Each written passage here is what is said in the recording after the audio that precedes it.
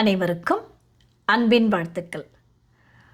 ஜலப்பிரளயத்திற்கு முன் நடந்த நிகழ்வுகளை குறித்த ஒரு இம்பார்ட்டண்ட்டான லிட்டில் ஃபேக்ட் இன்றைக்கி பார்க்கலாம்.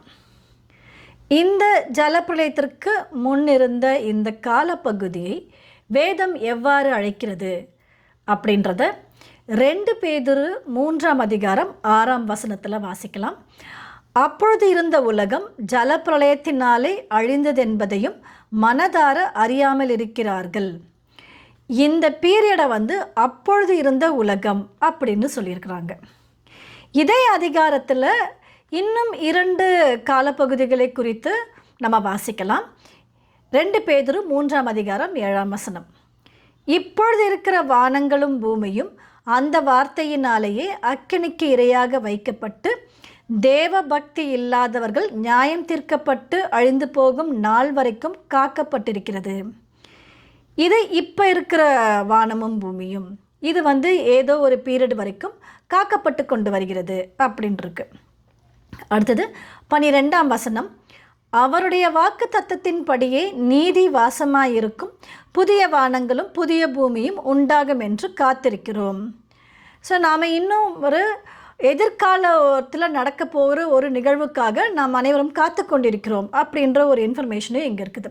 அப்போ இந்த அதிகாரத்தில் புதிய வானங்கள், அப்பொழுது இருந்த வானம், இப்பொழுது இருக்கிற வானம், அப்பொழுது இருக்கிற உலகம் இதெல்லாம் குறித்து பார்க்கும் பொழுது இது வேறு ஏதாவது ஒரு புதிய பூமி உருவாக போகுதோ இல்லை வேறு ஏதாவது ஒரு உலகம் உண்டாகி இருந்ததோ அப்படின்னா இது அப்படியல்ல. பூமி இதே பூமி தான். இந்த பூமியின் வெவ்வேறு காலகட்டத்தை குறிக்கும் வார்த்தைகள் தான் இதெல்லாம். ஸோ ஒரு 3 டிஃப்ரெண்ட் பீரியட்ஸ். ஒன்று அப்பொழுது இருந்த உலகம், இன்னொன்று இப்பொழுது இருக்கிற வானம் பூமியும், இன்னும் ஒன்று நீதி வாசமாயிருக்கும் ஒரு புதிய பூமி புதிய வானம். இந்த பூமியின் வெவ்வேறு காலப்பகுதியை குறிக்கும் வார்த்தைகள் இவைகள். இப்போ நாம் என்ன பார்க்குறோன்னா இதில் அப்பொழுது இருந்த உலகம் அது ஜலப்பிரளயத்தினால் அழிந்து விட்டது. அந்த டைமில் ஜலப்பிரளயத்திற்கு முன்னாடி இருந்த அந்த வாழ்க்கை முழுவதுமே, பூமியில் இருந்த வாழ்க்கை முழுவதுமே அது அழிந்து போய்விட்டது அப்படின்றத நம்ம பார்க்குறோம். இப்போ அப்போது அந்த உலகத்தில் என்னெல்லாம் நடந்தது, எதெல்லாம் இம்பார்ட்டண்ட் ஈவெண்ட் அப்படின்னு பார்த்தோம் என்றால் இதோட ஆரம்பம் ஆதியாகமம் 1 அதிகாரம். ஸோ இந்த ஆதியாகமம் 1 அதிகாரத்தில் தேவன் வானங்களை சிருஷ்டித்த பின்பு இந்த பூமியை சிருஷ்டித்து கொண்டு வருகிறார். இந்த பூமியின் சிருஷ்டிப்பு முடித்த பின்பு தேவன் ஆதாமையும் ஏவாளையும் உண்டாக்குகிறார். ஆதாமும் ஏவாளையும் உண்டாக்கின பிறகு அவர்கள் பாவம் செய்கிறார்கள். அந்த பாவத்தின் விளைவால் மரணம் ஏற்படுகிறது. அது ஆதாமுக்கும் ஏவாளுக்கும் மாத்திரமல்ல, ஒட்டுமொத்த மனுக்குலத்திற்கே மரணம் ஏற்படுகிறது. இந்த மரணத்துக்குரிய சாபத்தை தேவன் அவர்களுக்கு கொடுத்த பின்பு அவர்கள் ஏதேன் தோட்டத்திலிருந்து வெளியில் வந்துடுறாங்க. ஏதேன் தோட்டத்திலிருந்து வெளியில் வந்த பிறகு அவர்களுடைய வாழ்க்கையில் நிறைய மாற்றங்கள் ஏற்படுகின்றன. இதில் ஒரு முக்கியமான மாற்றம், இதை மாற்றம்னு சொல்லக்கூடாது, இது ஒரு பெரிய இழப்பு, ஒரு லாஸ். என்ன நடந்ததுன்னா, அவர்கள் ஏதேன் தோட்டத்தில் இருக்கிற காலம் வரைக்கும் அவர்கள் தேவனுடன் நேரடியான ஒரு தொடர்பில் இருந்தார்கள். ஏதேன் தோட்டத்தை விட்டு வெளியே வந்த பிறகு அவர்களுக்கும் தேவனுக்கும் இருந்த நேரடியான தொடர்பு முறிந்தது. அதனால தான் அவங்க என்ன பண்ணுறாங்க, பலிகள்லாம் செலுத்தினா தேவனுக்கு பிரியமாக நடக்க முயற்சிக்கலாம் அப்படின்ற அந்த முயற்சியில் ஈடுபடுறாங்க. அதன் விளைவாக தான் காயினும் ஆபேலும் பலி செலுத்துகிறார்கள். அதில் காயினுடைய பொல்லாங்கான இருதயத்தால் ஆபேல் கொலை செய்யப்படுகிறார். இதுக்கப்புறம் நம்ம தொடர்ந்து வாசிக்கும் பொழுது இந்த பூமியோட இம்ப்ரூவ்மெண்ட்ஸ் அண்ட் டெவலப்மெண்ட்ஸ், இந்த பீப்புள்கிட்ட இருந்த அந்த வளர்ச்சியை குறித்து நம்ம வாசிக்க முடியும்.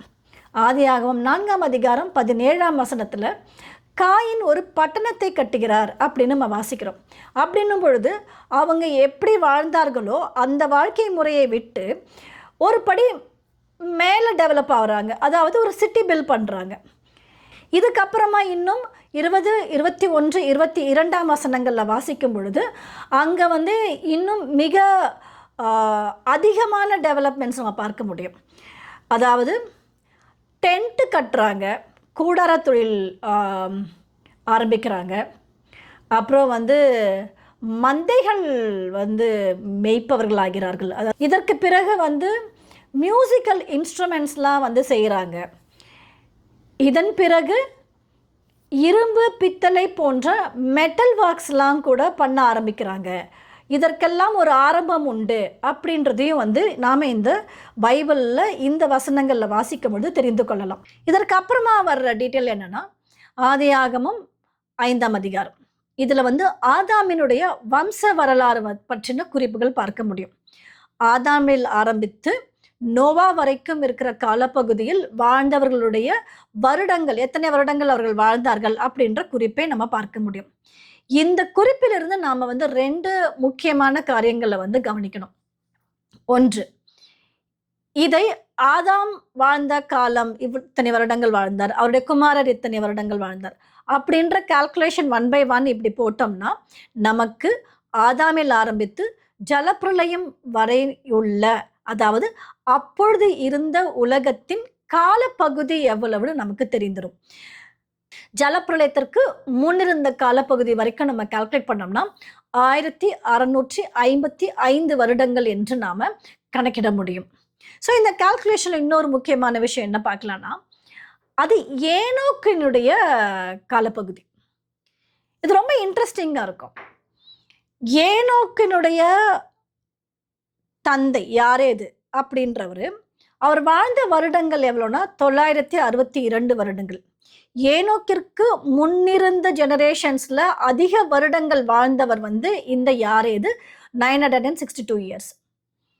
இப்ப ஏனோக்குக்கு பின்வரும் சந்ததி இன்று வரையிலுமே பூமியில் அதிக வருடங்கள் வாழ்ந்தது யாருன்னா, அது ஏனோக்கினுடைய குமாரன் மெத்துசலா 969 வருடங்கள்.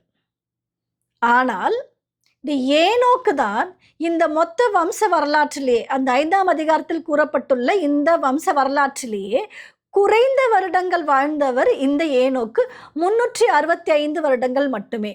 இது ரொம்ப வித்தியாசமா இருக்குல்ல. சரி, தேவன் ஏன் அப்பொழுதிருந்த அந்த உலகத்தை அழிக்க வேண்டும்? இதற்கான காரணத்தை தேவனே வந்து நோவா கிட்ட சொல்றாரு. ஆதியாகமம் 6ஆம் அதிகாரம் 5 மற்றும் 6 வசனங்கள். மனுஷனுடைய அக்கிரமம் பூமியிலே பெருகினது என்றும் அவன் இருதயத்து நினைவுகளின் தோற்றமெல்லாம் நித்தமும் பொல்லாததே என்றும் கர்த்தர் கண்டு தான் பூமியிலே மனுஷனை உண்டாக்கினதற்காக கர்த்தர் மனஸ்தாபப்பட்டார். அது அவர் இருதயத்துக்கு விசனமாய் இருந்தது. மனுஷனுடைய அக்கிரமம் பூமியிலே பெருகினது. இல்லை, இன்னொன்று என்னன்னா, தேவன் மனிதனை வந்து ரொம்ப பர்ஃபெக்டாக தமது சாயலாக இப்படியெல்லாம் படைத்தார். ஆனால் அந்த மனிதனை படைத்ததற்காக அவர் மனஸ்தாபப்பட்டார் என்று நாம் இங்கே வாசிக்கிறோம். இதை அப்படியே தொடர்ந்து வாசிக்கும் பொழுது 12 மற்றும் 13ஆம் வசனங்களில் தேவன் பூமியை பார்த்தார், இதோ அது சீர்கெட்டதாய் இருந்தது. மாம்சமான யாவரும் பூமியின் மேல் தங்கள் வழியை கெடுத்து கொண்டிருந்தார்கள். அப்பொழுது தேவன் நோவாவை நோக்கி, மாம்சமான யாவரின் முடிவும் எனக்கு முன்பாக வந்தது. அவர்களாலே பூமி கொடுமையினால் நிறைந்தது. நான் அவர்களை பூமியோடும் கூட அழித்து போடுவேன். ஸோ இந்த அக்கிரமம் பெருகினதுனால அது சீர்கெட்டு போய், இந்த பூமியில் இருந்த ஜனங்கள் எல்லாம் சீர்கெட்டு போய் இருந்ததினால் அவர் வந்து இந்த பூமியை அழித்து விடுவார் அப்படின்னு சொல்லிட்டு ஜலப்பிரளயத்தினால் அழித்தும் விடுகிறார். ஆனால் தேவன் இந்த மாதிரி பூமியை அழிக்க போகிறாருன்னு நோவா கிட்ட மட்டும்தான் சொல்லியிருந்தாரா அப்படின்னா, இதற்கு முன்னாடி ஏனோக்குக்கும் இந்த பூமி சீர்கெட்டதாக இருக்கிறது அப்படின்ற ஒரு நாலேஜ் அவருக்கும் இருந்தது. அதனால் ஏனோக்கை குறித்து நம்ம அங்கே வாசிக்கும் பொழுது, ஏனோக்கு தேவனோடே சஞ்சரித்து கொண்டிருந்தான். அவன் தேவனோடே சஞ்சரித்து கொண்டிருக்கையில் அவன் காணப்படாமற் போனான். தேவன் அவனை எடுத்துக்கொண்டார் அப்படின்னு வாசிக்கிறோம். ஆனால் இங்கே அவருக்கு இதை பற்றிலாம் தெரியுமா அப்படின்ற மாதிரிலாம் எதுவுமே எழுதப்படவில்லையே அப்படின்னு பார்த்தோம் என்றால், இதற்கான ஒரு பதிலை புதிய ஏற்பாட்டில் யூதா புஸ்தகத்திலே வாசிக்க முடியும். யூதா 14 மற்றும் 15ஆம் வசனங்கள். ஆதாமுக்கு 7ஆம் தலைமுறையான ஏனோக்கும் இவர்களை குறித்து, இதோ எல்லாருக்கும் நியாய தீர்ப்பு கொடுக்கிறதற்கும் அவர்களில் அவபக்தியுள்ளவர்கள் யாவரும் அவபக்தியாய் செய்து வந்த சகல அவபக்தியான கிரைகளின் நிமித்தமும் தமக்கு விரோதமாய் அவபக்தியுள்ள பாவிகள் பேசின கடின வார்த்தைகள் எல்லாவற்றின் நிமித்தமும் அவர்களை கண்டிக்கிறதற்கும் ஆயிரமான தமது பரிசுத்தவான்களோடும் கூட கர்த்தர் வருகிறார் என்று முன்னறிவித்தான். இப்பொழுது இந்த ஜனங்கள் அவபக்தியுள்ள ஜனங்கள். இவர்கள் அனைவரும் அவபக்தியான செயல்களை செய்து கொண்டு வந்தார்கள். ஆனால் அப்படி செய்யாதீங்க அப்படின்னு அவர்களுக்கு ஏற்கனவே ஏனோக்கு முன்னறிவித்ததாக யூதால நம்ம வாசிக்கிறோம். அதனால தானோ என்னவோ தேவன் அவரை இந்த காரியங்கள்லாம் நடக்கிறதுக்கு முன்னாடியே அவர் தேவனோட நல்ல ஒரு உறவில் இருந்ததுனால அவர் அவனை எடுத்துக்கொண்டார். ஏனோக்குக்கும் நோவாவுக்கும் இடையே இருக்கும் காலப்பகுதி பார்த்தோம்னா ஒரு 400 வருட காலப்பகுதி. இந்த 400 வருட காலப்பகுதியில் இந்த அக்கிரமங்களும் இந்த சீர்கேடும் பெருகினதே அல்லாமல் அது குறையவில்லை. தேவனை நோக்கி போவதற்கு அப்போ யாருமே இல்லை. அதனால தான் இந்த பூமியை தேவன் ஜலப்பிரளயத்தினாலே அழித்தார். இந்த ஜலப்பிரளயத்தை உதாரணமாக வைத்து தேவன் நமக்கு ஒரு எச்சரிப்பை கொடுத்திருக்கிறார். As in the days of Noah, நோவாவின் காலத்தில் எப்படி நடந்ததோ அப்படியே மனுஷகுமாரன் வரும் காலத்திலும் நடக்கும். மத்தேயு 24ஆம் அதிகாரம் 37 முதல் 39 வரை உள்ள வசனங்கள். இந்த வசனங்களில் அந்த ஜனங்கள் உணர்வில்லாதவர்களாய் உணராமல் போய்விட்டார்கள் அப்படின்னு இருக்கும். இப்போ அது நமக்கு எக்ஸாம்பிளாக நமக்கு ஒரு எச்சரிப்பாக கொடுக்குறாரு, வார்னிங் கொடுக்குறாரு. அப்படின்னா நாம் உணர்வில்லாதவர்களாக நடக்கப் போகிறோமா, இல்லை உணர்வு கொள்ள போகிறோமா என்று சிந்திப்பதே இன்னையோட லிட்டில் ஃபேக்ட்.